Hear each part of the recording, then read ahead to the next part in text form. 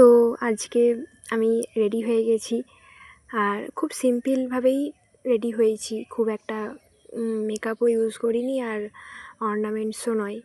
আর ready হয়ে যাবার পর সামনেই তো পুজো, পেছন দিকেই বাড়ির, তো রেডি হয়েছি। আর এই যেটা দেখছো, এটা এখন সকালের যে জাগরণ হয় মায়ের, সেটা যারা করতে আসেন গানের দলের লোকেরা, তো তারাই জাগরণটা করছে। কিছুক্ষণ পর, অনেকটাই পর মন্দিরটা প্রথম থেকেই সাজানো ছিল। মা মনসা এবং শীতলার বড় করে পুজো হচ্ছে, বছরে এটা একবারই হয়। তো আস্তে আস্তে অনেক লোক এলো। আর যেহেতু মঙ্গলবারে পুজোটা হয়েছিল, তো মঙ্গলবারই পুজোটা হয়। আর ওই দিনই হচ্ছে মা মনসা এবং শীতলার, এবং ওই মন্দিরেতে বড় করে পুজো হয়। অনেক রকমের আয়োজন করা হয়, অনেক কিছু করা হয়। তো ভেতরে অনেকজনই বসে আছেন, পুজো দিচ্ছেন এবং বামুন ঠাকুরও পুজো করছেন। আর মা সমস্ত দেবদেবীকে খুব ভালোভাবে সাজানো হয়েছে। বাইরেটায় অনেক লোকের ভিড়, অনেক কাজে ব্যস্ত তারা, অনেক কিছুতে কাজে ব্যস্ত। তারপর অনেক আসছে ছোট ছোট বাচ্চারা তাদের মা বাবার সাথে, এবং সবারই ঘুরছে এখানে। অনেকটা বড়ই জায়গাটা, চারপাশটায় মন্দির, একটা মাঝখানেই মন্দিরটা, আর চারপাশটায় দোকান বসেছিল, অনেক কিছুরই দোকান বসেছিল। তবে আগের তুলনায় একটু কম, কারণ আগে অনেকটা ভিড় হতো এবং আগে অনেকটা দোকানও বসতো। তবে এখন দেখলাম এবারে তেমন একটা দোকান বসেনি। তো এটা হচ্ছে আটচালাটা, এই আটচালার ভেতরেই নামগানটা হয় মা মনসা এবং শীতলার। তো এখানে এখন অনেক কাজ হচ্ছে, আর এখানে বেলপাতা ছাড়ানো হচ্ছে, পুজোরই কোনো কাজে লাগবে হয়তো। তারপর আস্তে আস্তে অনেক ভিড় জমে গেল। আর তারপরে এই মন্দিরের একটা রিচুয়ালস থাকে যে গঙ্গা জল আনতে হবে। তো একটা জায়গা থেকে তারা গঙ্গা জল আনে, সেই বাঁক কাঁধে করে নিয়ে গিয়ে।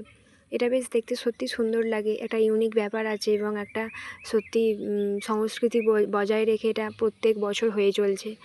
তো বেশ ভালো এটা। তো তারাই আস্তে আস্তে আসছে, তখন প্রায় দুপুরবেলা হয়ে গেছে, ওই 12:30 একটার সময় করেই। তো বাঁক নিয়ে এসে, একটা নিয়ম আছে যে পুরো মন্দিরটাকে গোল করে ঘুরতে হবে ওই বাঁকটাকে কাঁধে করেই। তো অনেকটা দূর থেকেই তারা এসেছে, সত্যিই তারা খুব ক্লান্ত, দেখলেই বোঝা যায়। তারপর আস্তে আস্তে তারা ওই বাঁকটাকে একটা জায়গায় রেখে দেয়। তারপর সেই বাঁকের জল থেকেই মা মনসা এবং শীতলার এবং পুরো মন্দিরটা ভালোভাবে জল থেকেই, এটা গঙ্গা জল, তো ভালো করে পুজো করা হয়।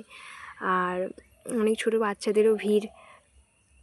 তারপর অনেক ছোটরাও বাঁক কাঁধে করে নিয়ে গিয়ে গঙ্গা থেকে জল এনে, গঙ্গা নদী থেকে, তো জল নিয়ে এসে এখানে পুজো দেয় অনেক ছোট ছোট ছেলেরাও।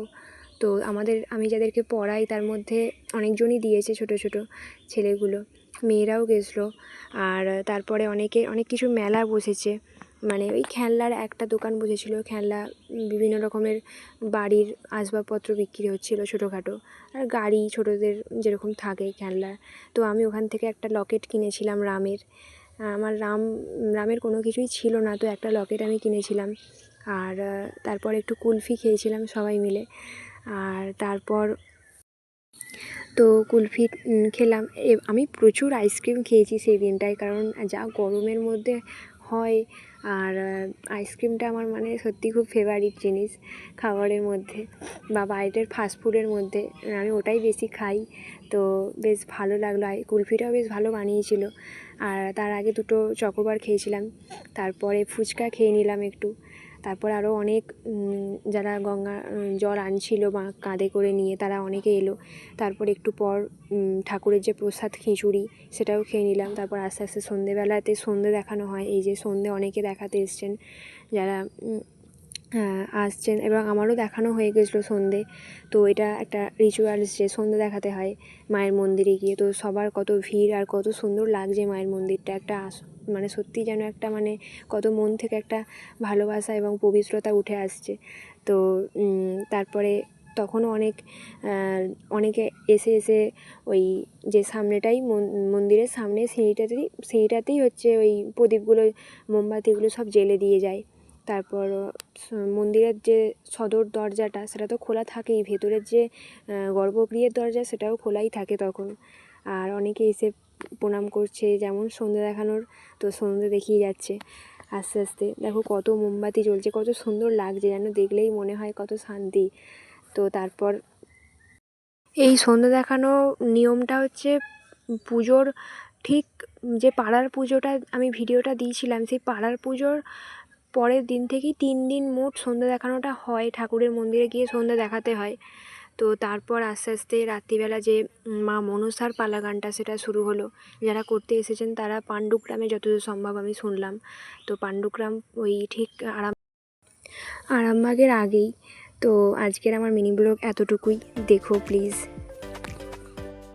আর লাইক, সাবস্ক্রাইব অ্যান্ড শেয়ার করতে প্লিজ ভুলো না। আর আপনাদের ভালো লাগলে প্লিজ তো কমেন্ট তো করবেনই, অবশ্যই করবেন।